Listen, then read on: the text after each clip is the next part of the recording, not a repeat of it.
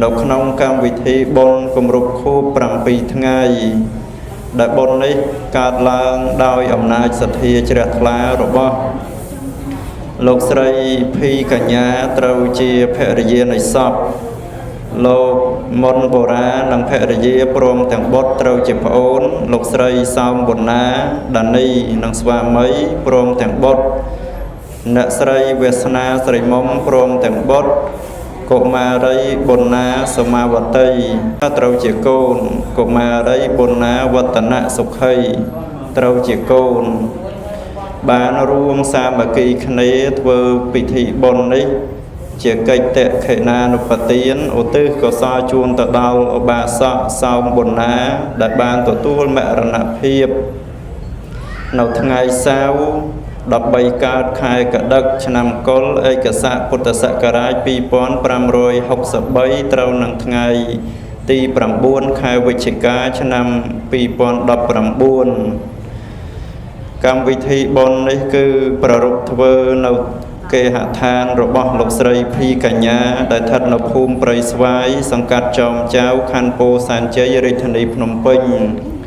ចឹងញាតិញោមបានជ្រាបជាដំណឹងដឹងជាព័ត៌មានគ្រប់គ្នាអំពីកិច្ចកម្មវិធីបុណ្យនេះហើយឥឡូវនេះជាពេលវេលាដ៏សមគួរនៅក្នុងការស្ដាប់ពធក៏ដូចជាពេលវេលាដ៏សមគួរក្នុងការសម្ដែងពធផងដែរធម៌ទេសនា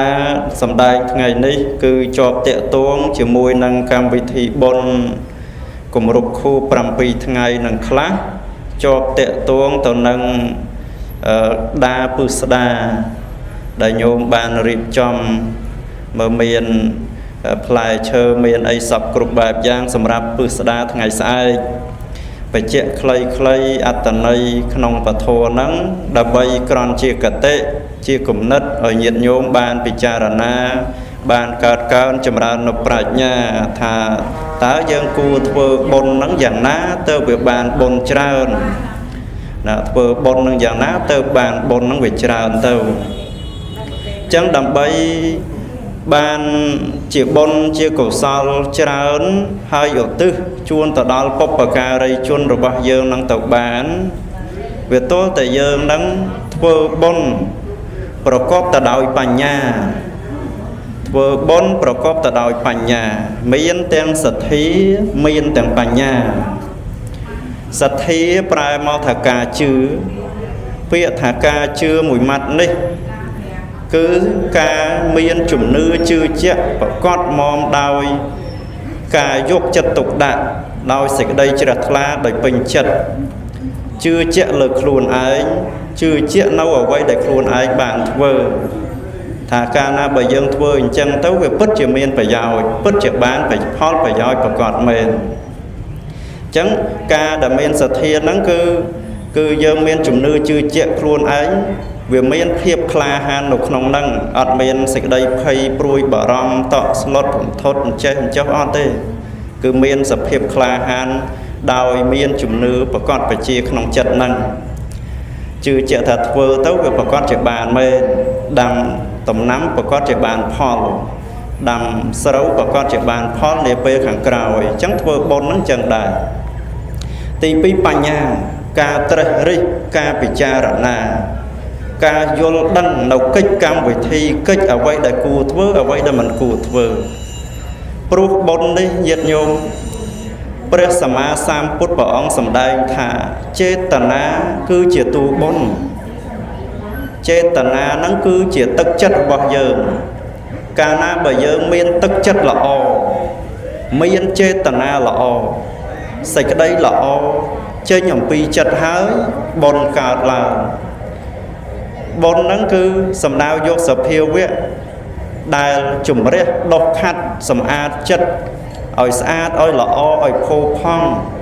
ឲ្យប្រាសចាកនៅមន្ទិលទាំងឡាយដូចយើងងូតទឹកជំរះរាងកាយរបស់យើងអញ្ចឹងណាញោមកាលណាយើងងូតទឹកទៅយើងដុសក្អែលដុសអីទៅយើងលែងស្អប់ស្អាបហ្នឹងអញ្ចឹងបុណ្យហ្នឹងអញ្ចឹងដែរញោមដុសខាត់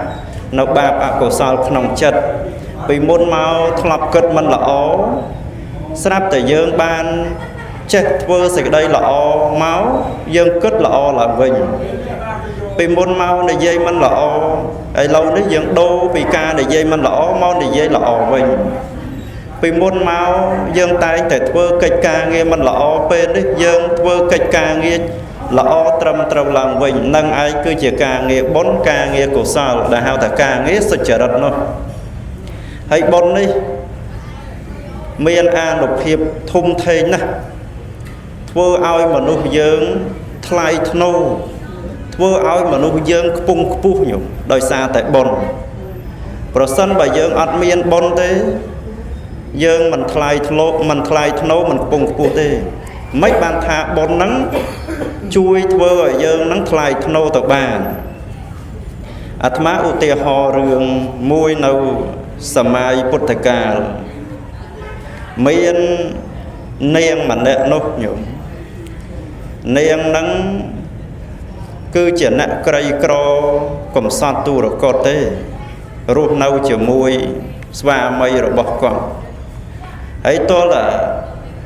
quê đại con ruột nâu chỉ môi khné du tới ăn miên côn miên chào vậy thế nhung nâu chỉ môi khné du tới con này cái nào ăn miên côn miên chào vậy thế ấy chết là nâu chỉ môi khné ấy cro nút cro bây giờ nhung miên tại sầm pốt sầm rạp đòn đọp mũi để chạy khné đòn đọp sầm pốt một tiếng nút cro bây giờ bàn rồi bàn prực hộp prực rồi bàn là nghếch hộp là nghề ấy tôi là ngày mũi miên chật ra khá trong tổ sạp thô lộc tà nóng đó sạp thô chạy về khné tổ sạp giấy tổ sạp thô về ngày ta tổ sạp thô về dục rồi dây tổ sạp thô về ngày còn chỉ sấy còn vô sầm pốt nó đòn đọp rụp cài còn tấu bật bằng còn hỏi còn khma yên ấy ta còn chỉ pro còn vừa đồng nào dục tấu sâu hay sâu khai ấy vào màn đón quên ta tổ sạp thô ta sạp thô của cốt bảo ông sầm đai tấu có miên chất chứ ra khá nhung trong bồ chi thô tê sna này nức nông chất thả bà anh bồ chia thô tê sna táo ba nào vậy tao bồ chi mà nụ mà này cái đạp thô sát tại nè miền mục mọt chiến nè thum nè pung pu cái bồ chia rồi bọt thay hạt mà anh miền trop miền sầm bát ấy tập bồ chia đôi kê tê trop sầm bát miền tới sầm pốt một tiền đi hay sầm pốt một tiền nắng prao bị nè dây lạc đồ khẹp prao thế tôi là chân tấu ta cọt cất bị cha ra na hơi bị cha ra na tiết xây cái đây cầm nang rồi bọt cọt làm đòn một buồn sát thia chả thà cọt miên tại mũi nhổm na nhổm chặt bốn miên tại mũi tại chặt ba chỉ ạ có sáu miên mà buồn bằng cái này không chặt cọt đó vùng mà cặp chặt cái này xây cái đây là o miên tại mũi nữa bằng cho bằng láng bạ thom mà diêm còn long phốt trô tại đó mà châm mà diêm trắng cộ sao là thô miên cầm lăng bằng tích ạ có sao là thô riêng đòn đạp bằng tích bằng trên này hành tích á nè ấy tôi là bằng cái này cho lang tới chật lọ thả ao tới bô chia tới chật cầm nanh thả cùng ấy chật lọ thả bô chia tới thua bon tới chật cầm nanh thả tê cùng thả bô chia cùng tôi là đó phải chăm mà diêm trong cào ấy nhung chật lọ đi miền an nộp hiệp vây lúc sầm mò rồi phum ban đây thà vây bay bằng tia chật đặc cọ không chật bọc con chật lọ nít nè nhung vừa sòng kem nè chật đặc cọ ta nó còn lòn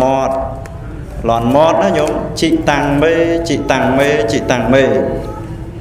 anh nè hỏi con sai lư tôi là sai lư chẳng lư đòn bờ chia của pung sạp thô sớm muốn bờ chia có một sạp thô đột nhiệt nhômอย่างđây sạp thô chẳng tới bờ chia chung ngòi với ta nó chung đen là cái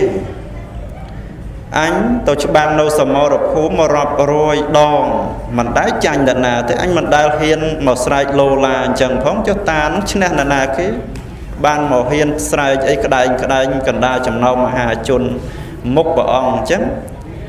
chẳng có áo và má tổ su má tổ su ta nó có prap tha bò pất parijia ការដែលទូលបង្គំស្រែកតែឈ្នះហើយនេះមិនមែនឈ្នះអ្នកណាទេគឺឈ្នះខ្លួនឯងទូលបង្គំច្បាំងគ្នាច្បាំងតែជាមួយខ្លួនទូលបង្គំហ្នឹងតាំងពីប្រលប់រហូតមកដល់ចិត្តភ្លឺនេះតម្រង់តែឈ្នះច្បាំងចិត្តអាក្រក់ចិត្តល្អចិត្តអាក្រក់របស់ទូលបង្គំវាយគ្នាតម្រង់តែចិត្តល្អឈ្នះឥឡូវចិត្តល្អឈ្នះហើយទូលបង្គំក្រណាស់ឥឡូវនេះមានតែសម្ពុតមួយផ្ទាំងនេះបូជាចំពោះព្រះដ៏មានពភាបើគិតអំពីតម្លៃមិនបានបកៈមួយសេនទេសម្រាប់អ្នកគេមានមិនបានស្មើនឹងកណាត់ជួតជើងគេទេកណាត់ដណ្ដប់របស់ទូលបង្គំនេះប៉ុន្តែសម្រាប់ទូលបង្គំវិញមានតម្លៃមហាសាលថ្លៃណាស់ចឹងហើយទូលបង្គំហ្នឹងលះបង់ឲ្យទានហ៊ានបូជាធម៌របស់ព្រះដ៏មានពភាហើយបងចឹងហើយបានស្រែកថាជីតាំងមេអញឈ្នះហើយចឹងបានបរិជាឮអញ្ចឹងញោមក៏ជ្រះថ្លាជាមួយលោកតាហ្នឹងគាត់នឹកឃើញអាណិតផងជ្រះថ្លាជាមួយសេចក្តីល្អរបស់លោកតាហ្នឹងផងបរិជាក៏ឧបត្ថម្ភឲ្យលោកតាហ្នឹងខ្លាយទៅជាអ្នកមានញោមទៅជាមេស្រុកមួយញោមឧបត្ថម្ភឲ្យលោកតាហ្នឹងណាខ្លាយទៅជាអ្នកមានមុខមានមាត់មានអ្នកបម្រើអីសពគ្រប់បែបយ៉ាងនេះញោមអាត្មាចង់បញ្ជាក់ថាបុណ្យកុសលជួយធ្វើឲ្យមនុស្សនឹងខ្ពង់ខ្ពស់ជួយធ្វើឲ្យមនុស្សថ្លៃថ្នូរ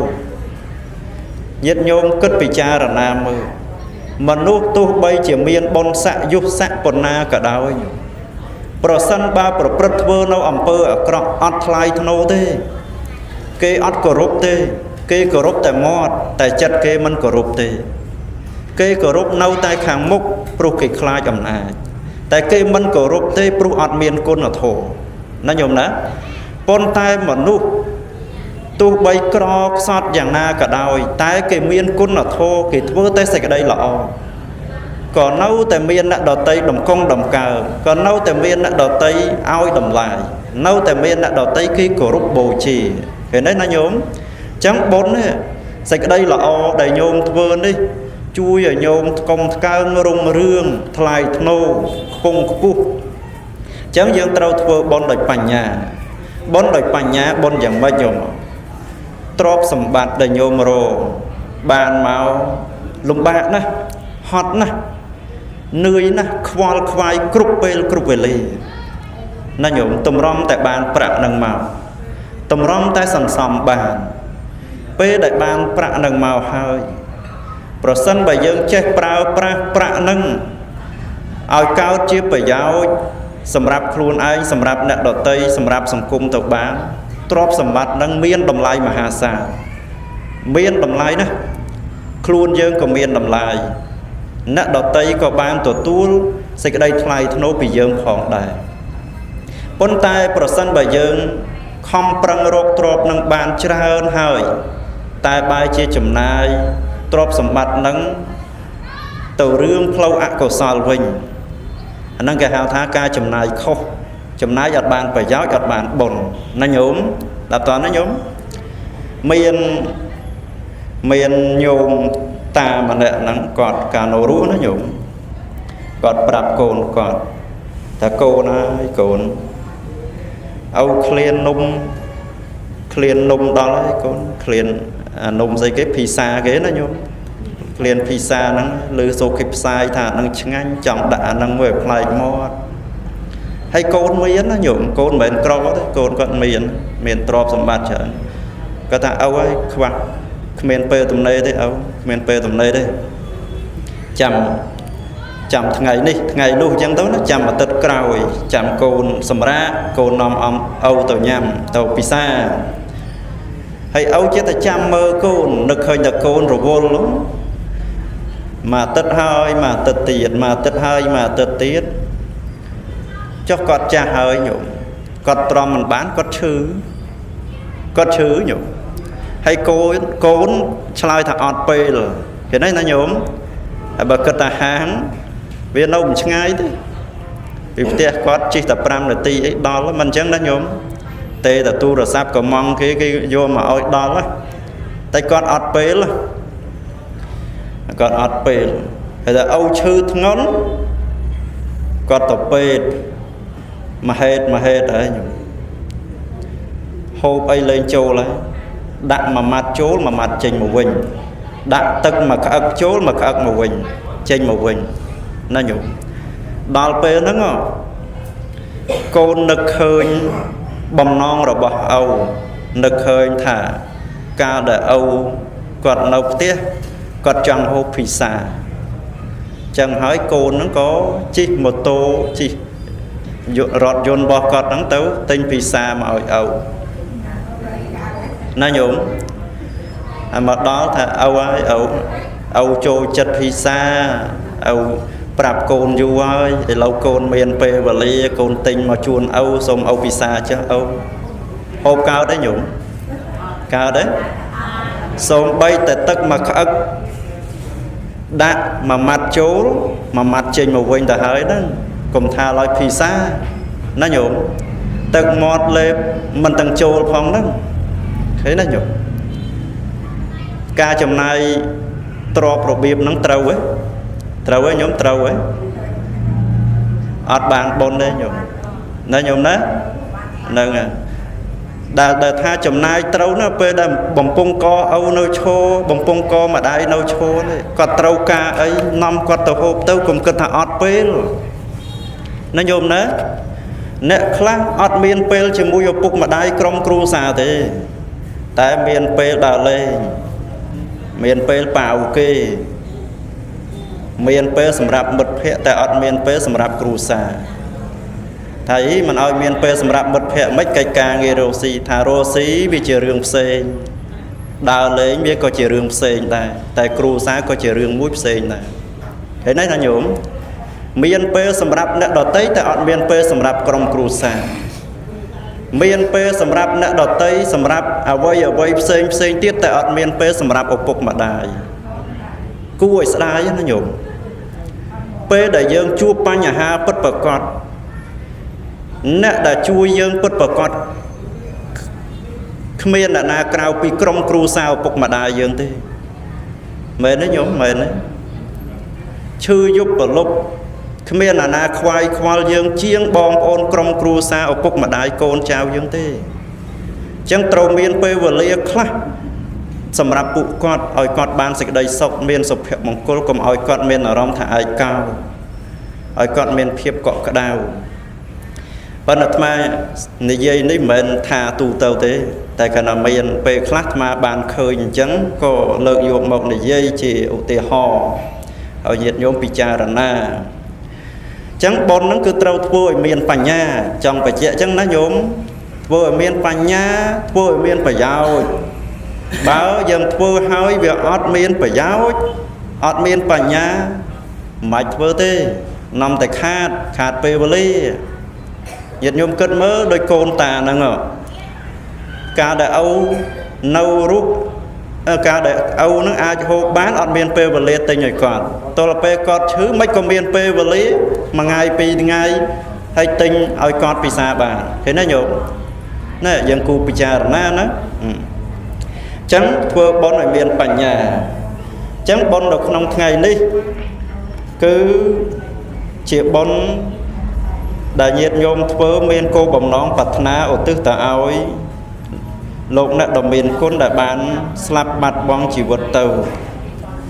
ការដែលយើងធ្វើបុណ្យឧទ្ទិសកុសលជូនទៅឲ្យអ្នកដែលស្លាប់បាត់បង់ជីវិតទៅហ្នឹងគឺជារឿងសំខាន់មួយដែរនៅក្នុងពុទ្ធសាសនាហើយការឧទ្ទិសហ្នឹងវាទល់តែយើងហ្នឹងប្រកបដោយអង្គ3ទី1យើងត្រូវស្វែងរកអ្នកមានសិលអ្នកណាជាអ្នកមានសិលញាតិញោមទាំងអស់សិតតែទឹមរក្សាសិលហើយញោមអាចជូនទឹកជូននំចំណីដល់ញាតិញោមដែលសមាទានសិលហើយថ្មីហ្នឹងជូនឲ្យញោមឧទ្ទិសម្ចាស់បុណ្យណាញោមណាឧទ្ទិសថាទាននេះចូលមានដល់ញាតិទាំងឡាយសូមញាតិទាំងឡាយបានសេចក្តីសុខចុះអាចឧទ្ទិសប៉ុណ្ណឹងបានណាញោមណាអ្នកណាទៀតអ្នកមានសិលប្រសង់ណាបើថាមិនទុកចិត្តទេទៅវត្តបាយមួយស្រាក់ទៅវត្តទៅណាប្រសង់តាជីយាយជីអីអ្នកមានសិល ត្រូវរអ្នកមានសិលទី2ញាតិញោមដែលជាម្ចាស់ដើមទានផ្ទាល់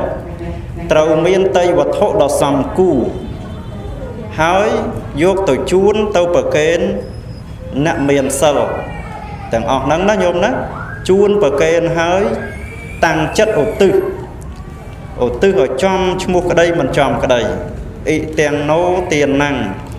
ញាតិណាំងហោតុសុខិតាហោតុញាតិយោទាននេះចូលមានដល់ញាតិទាំងឡាយសូមញាតិទាំងឡាយបានសេចក្តីសុខចុះប៉ុណ្ណឹងញោមឧទ្ទិសប៉ុណ្ណឹងប្រសិនបើញោមអត់ចាំទេញោមគ្រាន់តែឧទ្ទិសយ៉ាងនេះក៏បានដែរថាសូមឲ្យសពសត្វទាំងអស់បានទទួលចំណែកបុណ្យដែលខ្ញុំបានធ្វើហើយសូមឲ្យបានសេចក្តីសុខគ្រប់គ្នាចុះប៉ុណ្ណឹងណាញោមចាំហ្នឹងហើយយើងប្រកេនយើងជួនហើយយើងឧទ្ទិសអញ្ចឹងទៅណាអង្គទី3ពពុះញាតិរបស់យើងគាត់ស្លាប់ទៅហើយប្រសិនបើគាត់បានដឹងឮគាត់ដឹងឮថាកូនចៅបានធ្វើបុណ្យឧទ្ទិសទៅឲ្យហើយគាត់មកទទួលត្រេកអរអនុមោទនាសាធុអញ្ចឹងទៅទានហ្នឹងបានសម្រេចដោយពុតប្រកបញ៉ាំងកតិកំណើតរបស់គាត់ឲ្យផុតចាកទុក្ខហើយណាញោមណាបានទៅកាន់សុគតិភពហើយអញ្ចឹងការឧទ្ទិសនេះមិនពិបាកទេញោមមិនពិបាកទេប៉ុន្តែសំខាន់ញោមម្ចាស់ដើមបុណ្យត្រូវធ្វើដោយផ្ទាល់ណាញោមកុំពឹងគេណាកុំពឹងអូតាអើយឧទ្ទិសឲ្យខ្ញុំផងកុំពឹងអញ្ចឹងញោមត្រូវធ្វើដោយខ្លួនឯងប្រកេនលោកដោយខ្លួនឯងឧទ្ទិសដោយខ្លួនឯងនេះទៅប្រសើរណាញោមឧបមាថាឪពុកម្ដាយយើងនៅរស់គាត់នៅនឹងហើយយើងនៅនឹងដែរនៅផ្ទះនឹងដែរហើយយើងមានបាយមានសម្លមកថាសមកយើងមិនយកទៅជូនគាត់ខ្លួនឯងយើងពឹងអ្នកដតីស្រែកហៅគេនៅផ្ទះដតីអ្នកអើយជួយយកសម្លនេះបាយនេះទៅជូនម្ដាយខ្ញុំនៅផ្ទះខ្ញុំនេះគាត់បានហូបផងហើយយើងនៅនឹងដែរហើយយើងស្រែកឲ្យគាត់លឺអញ្ចឹងគាត់សប្បាយចិត្តទទួលហូបទេញោមមិនសប្បាយចិត្តទេណាញោមណាអញ្ចឹងត្រូវធ្វើដោយផ្ទាល់ខ្លួនឯងធ្វើដោយផ្ទាល់ណាឧទ្ទិសដោយផ្ទាល់មិនចាំឧទ្ទិសអីវែងឆ្ងាយទេគ្រាន់តែប៉ុណ្្នឹងទៅព្យាយាមណាញោមនៅម្នាក់ឯងស្ងាត់នៅផ្ទះមុនពេលចូលដំណេកអីញោមអាចឧទ្ទិសទៅបានតាមដែលញោមមានពេលទំនេរណាញោមគ្រាន់តែញោមនឹករលឹកបុណ្យអង្គុយបន្តិចមកអញ្ចឹងទៅស្មឹងស្មាតនឹកឃើញបុណ្យពីនេះពីនោះមកអញ្ចឹងទៅប្រមូលបុណ្យដែលខ្ញុំធ្វើទាំងប្រមាណបានសូមឧទ្ទិសជូនទៅដល់បុព្វការីជនសូមបុព្វការីជនបានសេចក្តីសុខចរប៉ុណ្ណឹងហើយកិច្ចតេខណានុបទានហ្នឹងសម្រាប់និយាយអំពីបុណ្យពឹស្ដាណាញោមពឹស្ដាហេតុអីចាំបាច់ធ្វើពឹស្ដាចាំបាច់ធ្វើពឹស្ដាធ្វើអីពឹស្ដាហ្នឹងគឺធ្វើយកលំនាំតាមព្រះសម្មាសម្ពុទ្ធការដែលព្រះអង្គទ្រង់បានត្រាស់ដឹងក្នុងវស្សាទី7ព្រះអង្គបាននឹករលឹកឃើញគុណរបស់មេត្តាព្រះអង្គនឹកឃើញថាតថាគតការដែលបានរស់រានមានជីវិត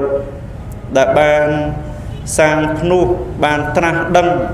នៅសច្ចធម៌ត្រាស់ដឹងជាព្រះពុទ្ធនេះប្រសិនបើគ្មានមេត្តាក៏គ្មានតថាគតដែរព្រះអង្គពិចារណាអញ្ចឹងណាញោមប្រសិនបើអត់មានម្ដាយឪពុកទេក៏អត់មានតថាគតដែរអញ្ចឹងម្ដាយឪពុកនេះមានគុណខ្លាំងណាស់តើតថាគតគូនឹងយកអ្វីទៅសងគុណរបស់លោកដើម្បីឲ្យលោកនឹងបានទទួលនៅសំណងគុណនេះពីតថាគតវិញអញ្ចឹងបានព្រះអង្គពិចារណាទៅថារបស់របរសម្ភារៈទ្រព្យសម្បត្តិនៅក្នុងលោកនេះប្រៀបមិនស្មើនឹងគុណម្ដាយទេណាញោមទ្រព្យសម្បត្តិមាសពេជ្រកែវកងពិទូសូរកាគោកម្ពស់ភ្នំព្រះសម័យក្តីច្រើនដូចមហាសមុទ្រក្តីគោពេញផែនដីនេះក្តីយកទៅជូនម្ដាយឪពុកក៏សងគុណគាត់មិនរួចដែរព្រះអង្គសម្ដែងអញ្ចឹងណាញោមគុណគាត់ធំណាអញ្ចឹងមានអីដែលអាចសងគុណគាត់រួចទៅបានគឺមានតែព្រះធម៌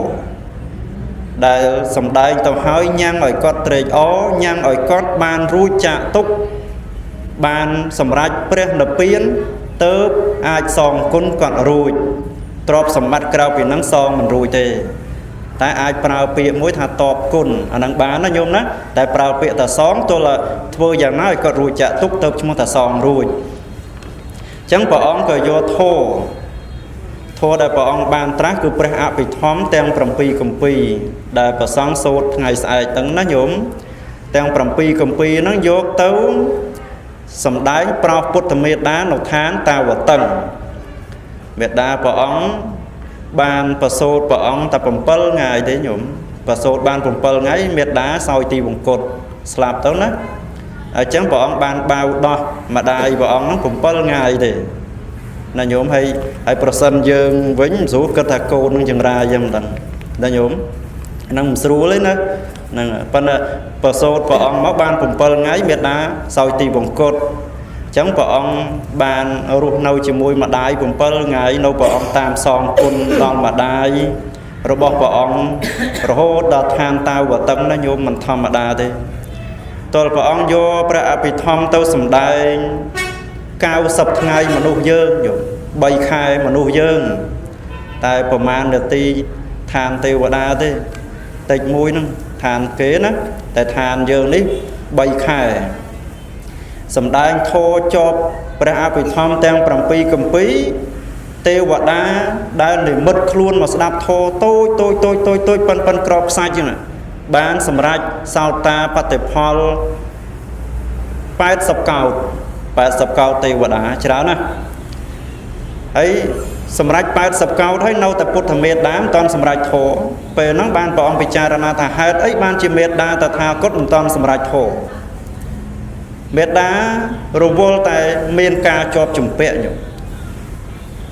នាងសរិមហាវិយាហ្នឹងណាកំពុងតែជាប់ជំពាក់ពុទ្ធមេត្តាជាប់ជំពាក់ថាអញជាស្ត្រីសំណាងណាស់បានពោពុះអ្នកមានបុណ្យផ្ទៃពុះអាត្មាអញនេះគឺមានតម្លៃណាស់បានផ្ទុកអ្នកមានបុណ្យផ្ទុកព្រះពុទ្ធជាបុគ្គលដ៏អស្ចារ្យមានប្រាជ្ញាលើសមនុស្សនិងទេវតាគ្មានបុគ្គលណាប្រៀបស្មើបានអញជាស្ត្រីអស្ចារ្យណាស់ជាស្ត្រីសំណាងណាស់ជាប់ជំពាក់អញ្ចឹងយមអត់បានសម្រេចធម៌ហើយទោះអញ្ចឹងទៅបានព្រះសម្មាសម្ពុទ្ធពិចារណាជ្រើសរើសរកធម៌សម្ដែងសារឡើងវិញទៅបានពុទ្ធមេត្តាភ្ញាក់ខ្លួនយមលែងជាប់ជំពាក់បានសម្រេចសោតាបតិផលកន្លងលោកបានន័យថាធម្មជាតិនឹងហើយគឺបរិនិព្វានណារួចចាក់ទុកហើយណាញោមណាអញ្ចឹង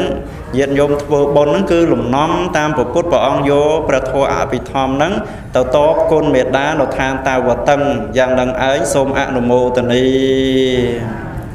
នឹងហើយចុះចាំបាច់ប្រពៃពិធីរាប់បាធ្វើអីថាព្រះអង្គមិនត្រឹមតែយាងទៅតបគុណមេត្តាទេព្រះអង្គបានពិចារណាអំពីគុណរបស់បិតាណាញោមណាគុណរបស់បិតាថាតើតថាគតគូយកអ្វីទៅសងគុណបិតាតថាគតបានណាព្រះអង្គ